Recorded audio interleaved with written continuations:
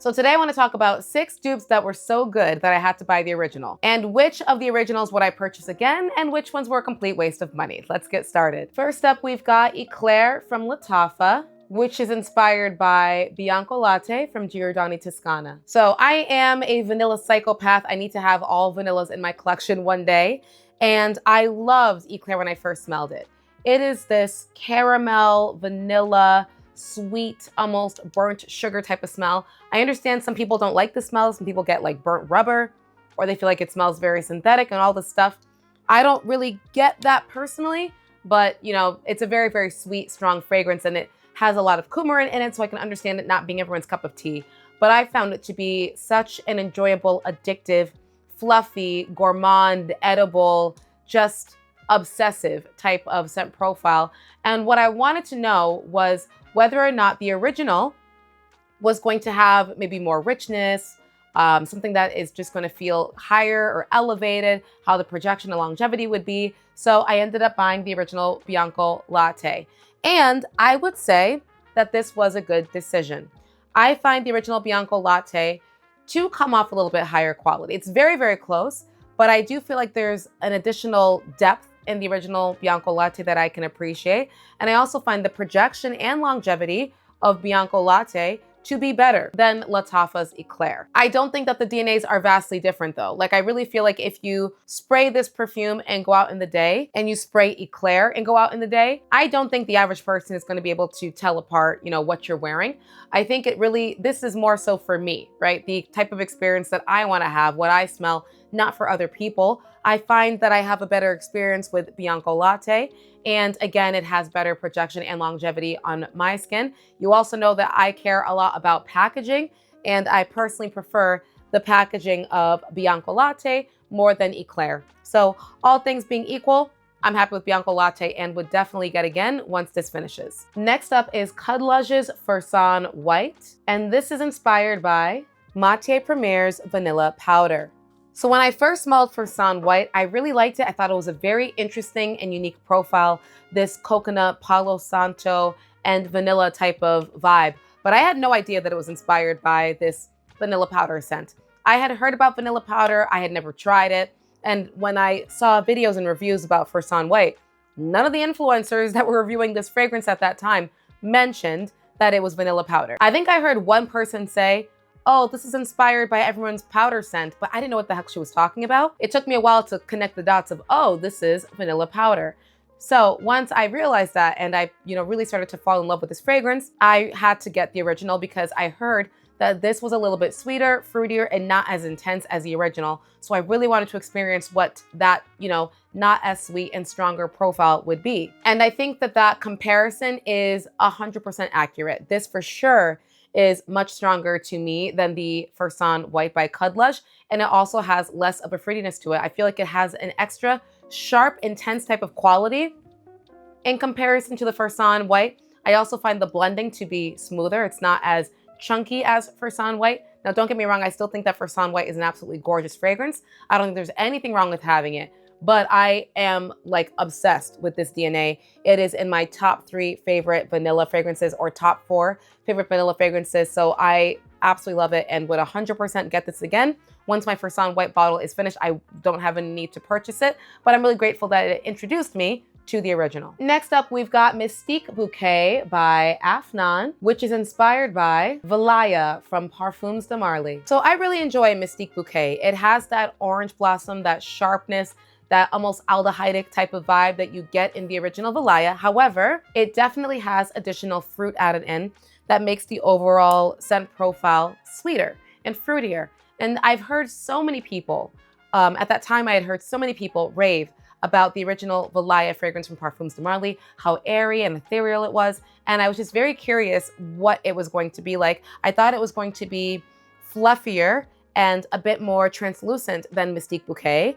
And while I like Mystique Bouquet, I found it to be a little bit too sharp for me to want to wear like every day. So I wanted to experience the original. And boy, was I disappointed when I got the original. I know that, again, a lot of people love this DNA. I don't. I understand why it's considered to be, so beautiful and why it's so well loved, but I don't personally love it. I find it to be way too sharp for me, almost like acidic to me. and it can just become a bit nauseating. I feel like I can handle it in small doses, but all day wear, getting whiffs of it throughout the day, no, I can't do it. The orange blossom, the really, really, again, intense sharpness of it, it's too much for me. And I found out that I preferred Mystique Bouquet over the original Valaya because of that additional fruitiness. I find the extra fruitiness makes the DNA more wearable and more tolerable to me. It's still not my favorite DNA of all time, but I would for sure pick it over Valaya. I also enjoy Armaf's Pearl Dior more than any of them because that has added warmth from, I believe it's caramel and tonka, which helps to, again, soften that sharpness that you get in the original Valaya and in Mystique Bouquet. So if I could go back in time, would I have gotten Valaya again? Absolutely not. Once this bottle finishes, we'll have no need to ever purchase this again. I should have saved myself the money. Next up is Paris Corner's Feora, which is inspired by Dama Bianca from Xerjoff. So I fell in love with Feora at first sniff. It is very light and airy, has this sweetness to it, super feminine, slightly fruity, and just so likable and pretty. Like, it's just such a pretty, pretty, pretty fragrance that I was dying to know what the original Dama Bianca smelled like. And while Dama Bianca does smell very similar to Feora, I find Dama Bianca to be very fluffy, very airy, very ethereal. Some people find the kumquat note to be too much in this, and at first I thought so as well, but no, over time after smelling it again, I actually really enjoy it. And I find that the Feora is just a lot fruitier, a lot sweeter than Dama Bianca, and it's not as powdery. And I love the powderiness in Dama Bianca. I think it's perfectly balanced with the fruitiness in here. It's just uber feminine and just perfect. I also tried Al Harmain's Genu Noir. This is a stunning interpretation of the DNA, and it is Dama Bianca, but beast mode. Like, very intense, very strong, very long lasting. Has a weird atomizer sometimes, but aside from that, that time it actually wasn't bad. But aside from that, if you want a very, very strong baby powder type of scent, that's what you're gonna get. For me, I found the baby powder in Al Harmain to just be a bit too much for me, just a bit too much. I like powder, but I don't like it at level 100. Again, I really feel like Dama Bianca, for my taste, has the perfect balance of sweet fruitiness with that baby powder type of scent profile that I just find to be stunning.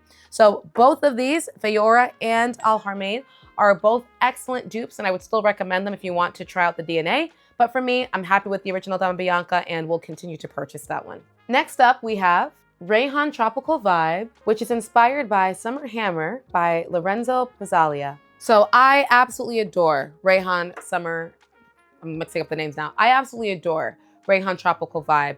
This is a gorgeous mango, pineapple, coconut fragrance. And what I love about it is how well it's blended, that everything forms one clean stream of like a note. It's not clunky. The coconut in this scent is done perfectly. It is not your typical plasticky or buttery smelling coconut that comes off artificial. It is a slight, smooth, but still fresh coconut. Truly one of my favorite tropical scents in my collection, and I find it so easy to layer with so many fragrances, and it's in heavy rotation already for me this spring and summertime. So of course, I wanted to try the original Summer Hammer and see what the difference may be. When I initially sprayed Summer Hammer, within the first minute, I thought, oh, this is better. This is better than Rayhan Tropical because I found the coconut note in this fragrance to come off richer, a bit sweeter, a bit more nuanced, a bit deeper, and I loved that. I loved that added depth. And if that had stayed, if that had remained in the fragrance for even a couple hours, I would have said, yes, this was the perfect buy. But unfortunately, that did not stay. That dissipated very quickly. I'm talking within half an hour. Within half an hour, this becomes very, very weak, and Rayhan Tropical Vibe is still kicking. So yes, I find the opening to be more mass appealing, but because it doesn't last, no, that's not worth the money for me. So I am perfectly happy sticking with Rayhan Tropical Vibe. Once this is finished, I will have no need to repurchase Summer Hammer. Still a beautiful scent, but the longevity and projection for the price point, not good enough for me. Next, we have Artisan Ethnique from Lattafa. This is everyone's favorite beast mode gourmand fragrance. You get rum and cinnamon and sugar. It's boozy, it's sweet, it's lactonic, it's creamy. It's really good. It's very, very good. Super good for cold weather as well. And I love this DNA. This sweet, sweet, cozy, rich DNA is so damn addictive to me. One of the most addictive gourmands in my collection. So of course I had to try the original. And initially, when I tried the original and I compared it to Artisan Ethnique, I found this to not be as strong.